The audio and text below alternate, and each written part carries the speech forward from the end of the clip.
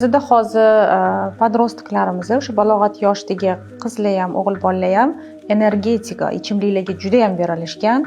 Uni iste'mol qilish oqibatida, конечно, akne, даже ugri paydo bo'lishiga ham sababchi bo'ladi. Biza bu hamma ichimliklarni, fast foodlarni biz hammasini cheklab qo'yamiz, taqiqlab qo'yamiz. Umuman mumkin emas.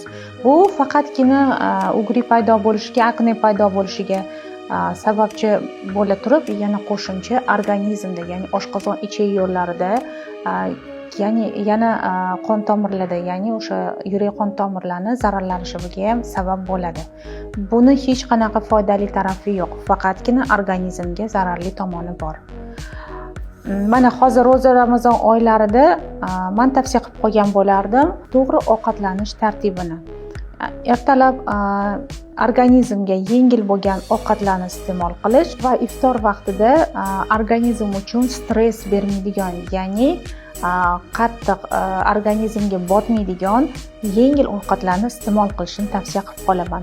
Chunki ko'pchilik kuni bilan och yuradi va srazi уже iftor paytiga kelganda birdaniga yoki ko'p ovqat iste'mol qiladi yoki og'ir, ya'ni yog'li ovqatlar ko'p yevoradi. Buni men tavsiya qilmagan bo'lardim. Har doim organizm uchun, organizmni stressga olib kelmaydigan darajada yengil ovqatlar iste'mol qilishni tavsiya qilaman va yog'siz bo'lishi shart.